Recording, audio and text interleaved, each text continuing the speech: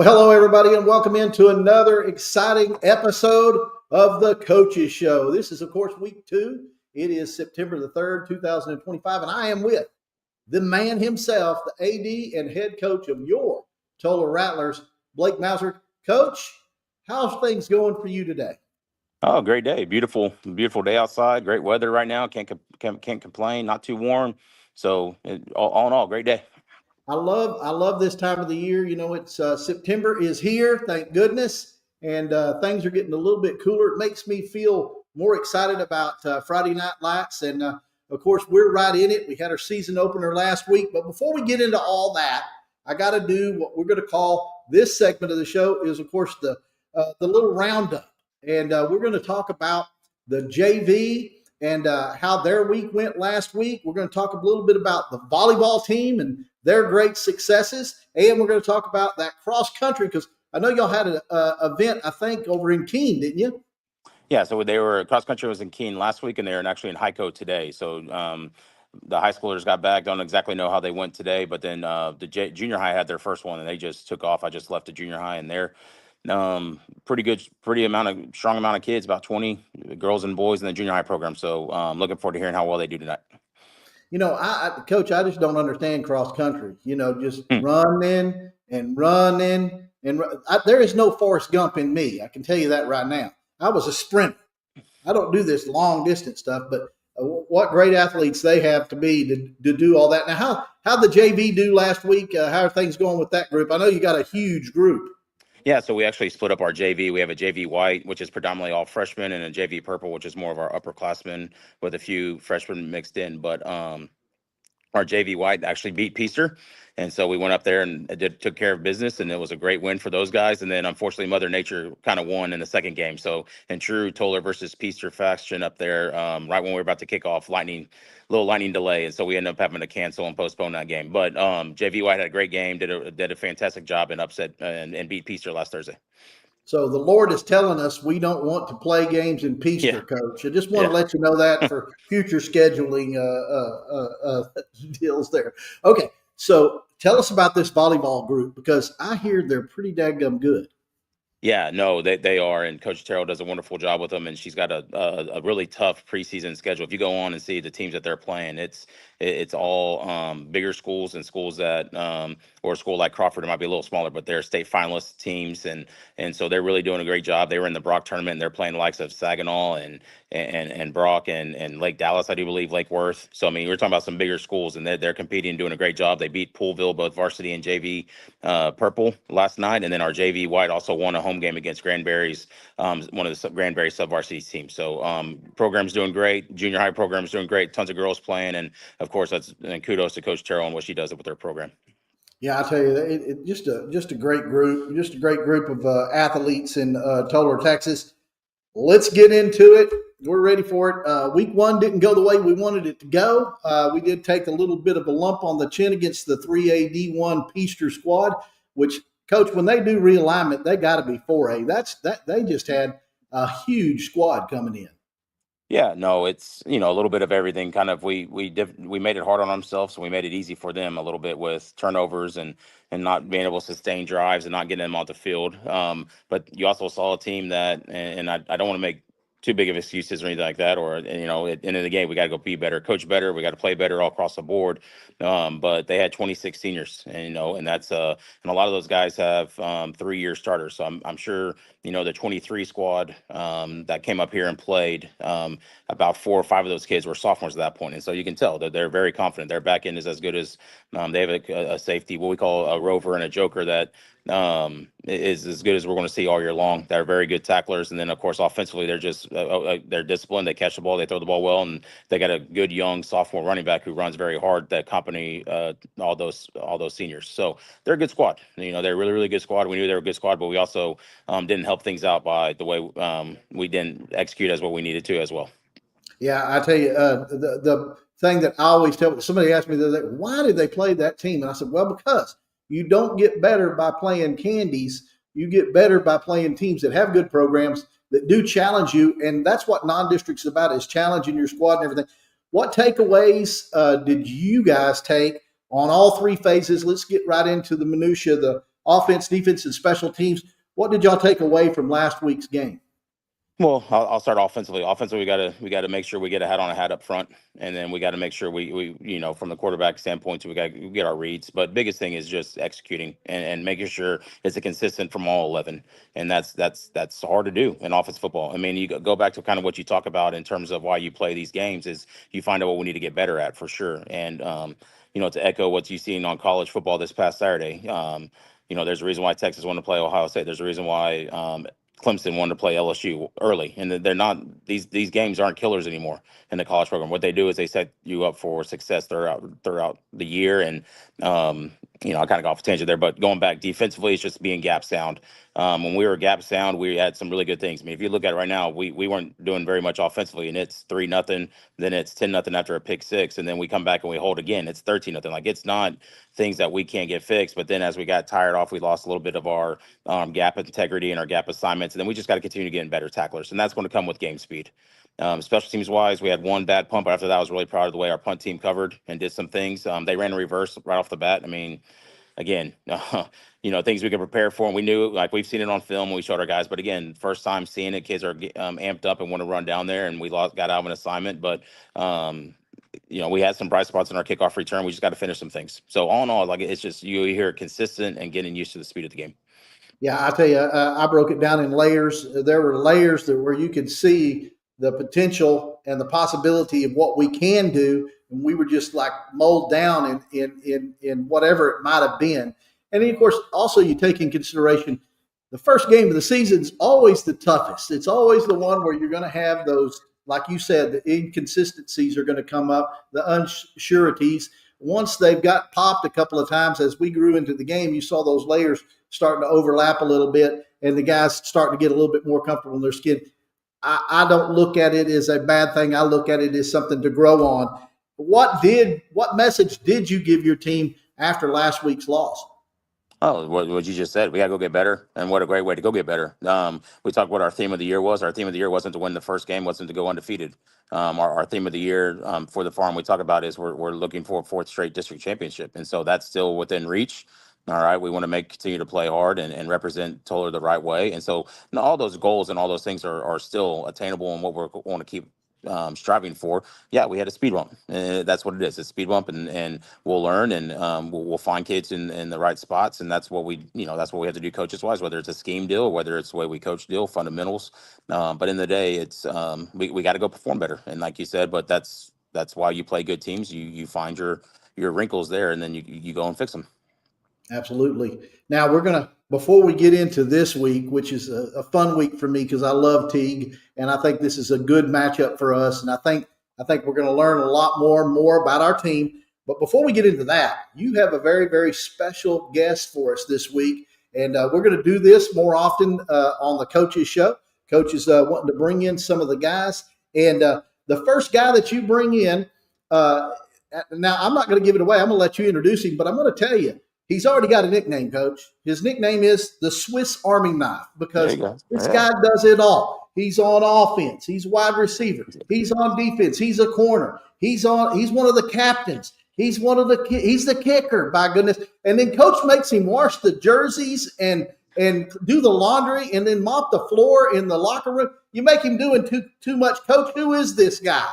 Yeah, so we're a little bit back again, so we're back on it. But no, this is a senior corner, receiver, punter, like you said, laundry man, all in between. This is Anson Laminack, who one of our team captains, and with us doing our this coaches show at 2:45, we're able to go ahead and get a few more kids who are done with school at that one. So I'm super excited to be able to do this each week and to highlight our awesome athletes. And here's Anson.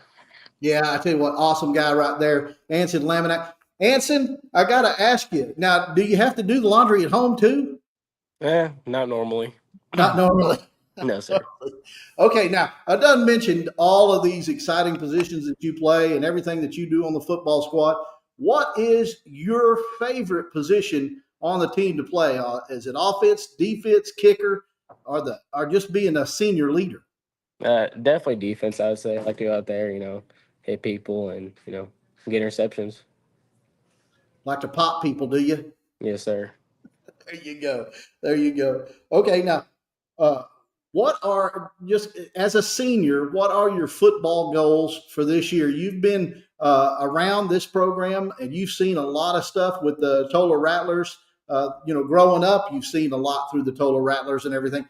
What is your senior goals this year on this squad? I mean, I just want to keep getting better and better. Help the team out best I can, and be a good leader, and help us do the best we can this season. Now, as a senior leader, because I'm going to always lean on this, there's only 80 you guys and everything. You got a young squad and everything. As a senior leader, what do you want to get across to the guys, especially when times get tough, like last week during the loss and everything? What is it that you want to get across to these younger guys, being a senior leader? What's the message that you want to share with them? Just so we control. Don't worry about refs missed calls.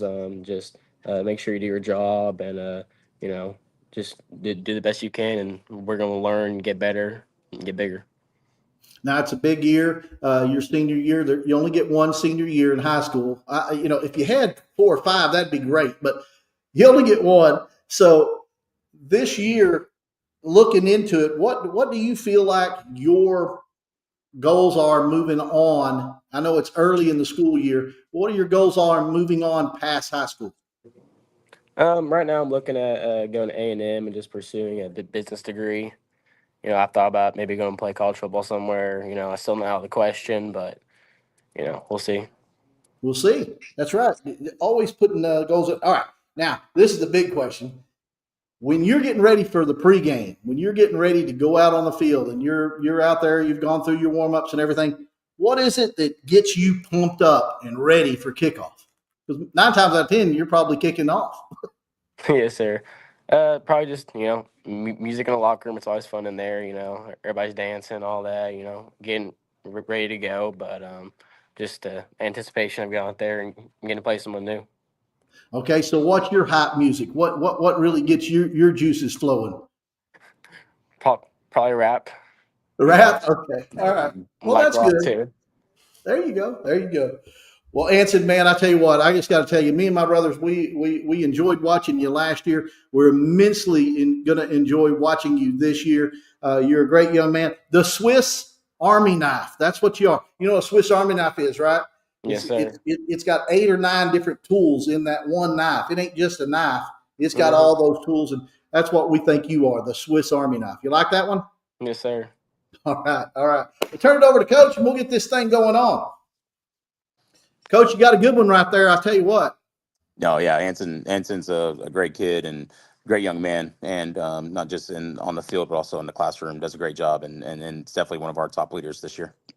Yeah, I tell you what, I can always tell when I'm talking to a Toller Rattler young man, and that's what I call them, young men. But when I talk to a Toller Rattler young man, it's all about the team, and it's all about respect. And I love the way that they give respect to the elders and to their coaches and to their teachers.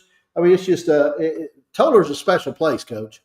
Yes, sir. 100%. No, it's kind of, it's what's expected and what's the standard here, but it's not hard to preach it because kids want to do that. So it's a good place. Yep. All right. Now we get to the fun stuff. Teague Lions coming in, and they're going to be looking for a little bit of a payback because last year we went down to their place, the Whataburger Stadium down there in Teague, Texas.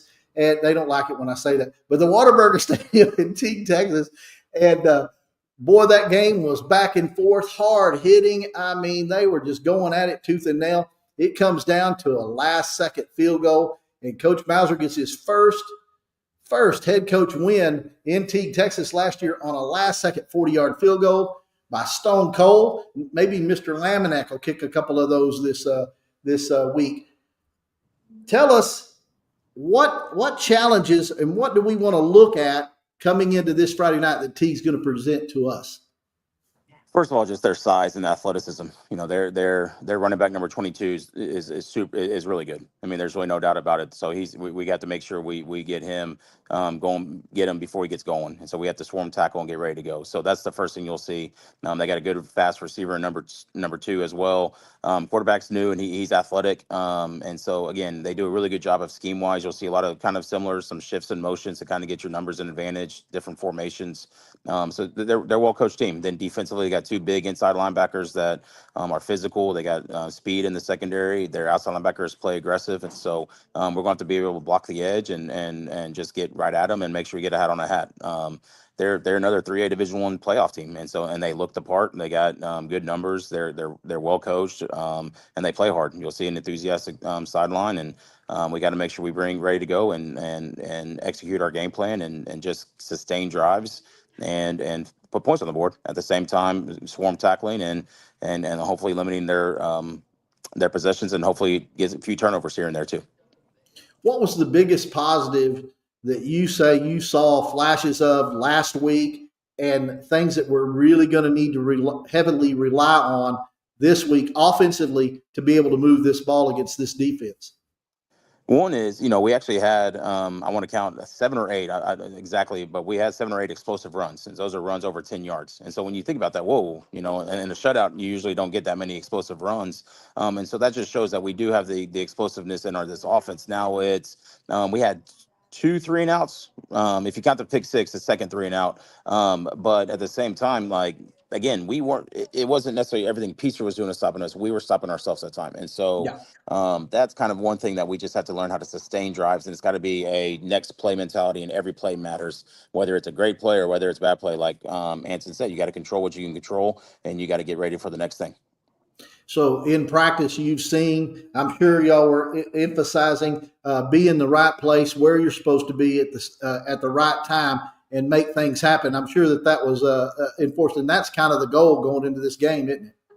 Yeah, no, I mean, every game you want to be gap sound defensively, and you want to make sure you're lined up correctly. But new angles on stunts. We have there's everybody just thinks, oh, you blitz an outside linebacker, but sometimes it's an actual what we call a stab technique where you have to get underneath blocks, or sometimes it's a smoke technique where you got to go your angles up the field because you have help on the inside. Well, then now the help needs to be there, or you're spilling it. Make sure the spill guy's there, and so all those things come into play when it comes to defensive fits. And each different block is different, and so again, it's just experience and then game speed. A JV angle when you stab is going to be way different than varsity angle when you stab, just because of the movement and the speed of everything. And so all of that together is, I think you'll see a group of guys who learned a lot and will grow and will continue to keep fighting. One thing I'm super proud is our kids played hard, and that's what I ask from every single time. But no matter what, turn the scoreboard off and just play hard. And I thought we did.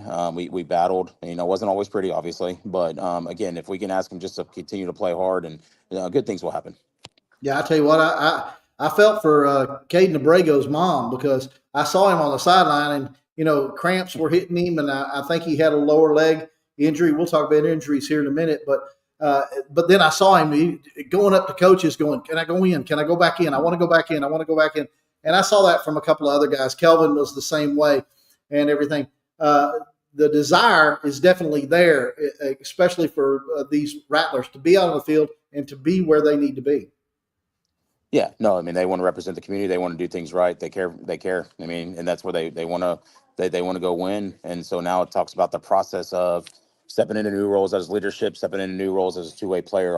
How do you prepare? It's not just on showing up on Friday nights. It's what you taking care of your body between Saturday and the following Friday. How you're practicing. Again, our theme this week is kind of control what you can control the controllables. And so the only thing you can control is you control your attitude. You can control how you respond to things positively and negatively, and you control how you prepare. And so that's kind of what our focus has been on this week. Yeah, this week I would venture to guess, just like any week, penalties are going to be really, really something we want to hold down this week, because this team can strike really, really quick. That being Teague. Last week I was very, very impressed with the fact that we didn't have a whole lot of penalties in that game. Yeah, there was 5 total, and 4 came in the second half, and so a lot of that goes to whether you're physically tired or mentally tired. Sometimes that's more physicals. Penalties some to pipe up sometimes, and so we got to address those. But no, you're correct. I was proud of that regard, but we could have finished a little bit better in regards penalty wise. But overall, no, I'm pleased with that. And we're going to tell the officials this week that it's okay to throw a flag on the other team, right? Yeah, but when again, going back to on that one, we control. The officials did a good job. There wasn't, Absolutely. and then none of that. To be honest, that if I can say that the kind of butt kicking we got had nothing to do with the officials. We got to do better, and we got to coach better on that stuff. That's right. Okay, now injury wise, I noticed a lot of cramping. Of course, the weather had a lot to do with that. It's very humid. It's just that time of the year. Probably going to have a little bit of cooler weather this week, but are we going to have some extra pickle juice on the sideline, and how are we injury wise? Anybody going to be considered out, or are we 100% in? No, we're good. We're athlete. We're all right. We healed our wounds and we'll be okay. And one thing with our cramps, we do as thing that I've done now. Here last year and also at my previous school, we have a thing called drip drop. That if you actually watch Hard Knocks on Detroit Lions, they actually had a little of their drip drop. So we have a drip drop crew and we've had it, and so it's just extra hydration. And we get that, and then kids will do pickle juice, but really it's not the hydration the day of the game, and that's where we have to keep pressing on kids. Actually the hydration matters 2, 3, 4 days before the game, Yes. and so that's kind of where we're making it. And then this, at the end of the day, it's nothing but experience, or like hey, you need to be in shape all you want, you need to be all that, but there's something like game shape and now being a two-way player shape, or now just becoming a starter shape, that everybody kind of goes through it. And we weren't the only one. They had some kids cramping too. It's just part of the nature of the beast of the first game. Yeah, yeah. Okay. So I got two very important questions. I mean, these are really, really good. The first one's very, very quick, very easy. How'd you like my TCU Horned Frogs whooping up on Bell Belichick? Yeah, yeah. Well, no, he's on. Obviously, no, they got after him. They're a good squad. They do good things, and obviously with their success a few years ago, everybody thinks it's they should be a national championship every year. But I mean, it just shows how the ebbs and flows of how important it is staying healthy, how important it is having returners, how important it is just the gradually go. And they did a great job. Heck, you watch that first drive, you think North Carolina's going to put it on them, but they're a mature team. They're a team that comes back, and all of a sudden you look up and it's completely flipped. And so kudos to them. And it was good for me because I got to go to bed early. I didn't have to stay up watching bed late. I knew they were going to win, so got my rest. There you go. All right. Now here's the big question: who's going to win Thursday night's Dallas and Philly game? Well, Dottie's got money on this answer, Coach. So I mean, he won't take it from me. He wants to I'm, hear it I'm from not you. I'm not a betting man, but I the whole thing going on with the Cowboys doesn't sound great in terms of the whole team deal. But professionals it's a different NFL's a different breed. But if I'm putting money down, it would be on the Eagles. There you So go. yeah, but it'll be interesting with the whole Parsons deal and going through. But at the same time, they're professionals. They get paid also to play football, and they're well too. So it wouldn't necessarily shock me if the Cowboys do well. The margins in the NFL are super thin, and so it'll be interesting. It'll be fun for sure. I like the message that's going around though, and that is that not one player makes your whole team. If you bring in somebody else that makes another unit better, and then you've got more resources to throw at them and everything, who knows what the future might hold? But the immediate Yep. future doesn't look too bright for the Star, that's for sure. But I know whose future does look bright, and that's the Total Rattlers. It's this Friday night. Now, before I get out of here, boy, those kids coming out of the tunnel last week, it was elementary week, and we had 1,020 kids running out of the tunnel. The girls were pushing down the boys. I saw it again this year, and running all over them and everything. A couple of them, though, Coach, could outrun the varsity. I mean, those kids were fast. Yeah, no, it's always a blast seeing that. And, we have our big football camp every year, and we had a ton of kindergartners and first graders, second graders this year. And it's just fun. It makes high school football what it is in Texas. And it's obviously a community thing. And we had a huge crowd. So I thank everybody coming out here. Hope to see everybody here this Friday. And it's just neat. Again, little nights like that remind you of how, everybody's connected. Miss Hollinger is super awesome as an elementary principal, and she gets that organized and get those kids going. And it was a fun night, notwithstanding kids still play hard. Anytime you're playing football, it's a fun night. And so we look forward to another one.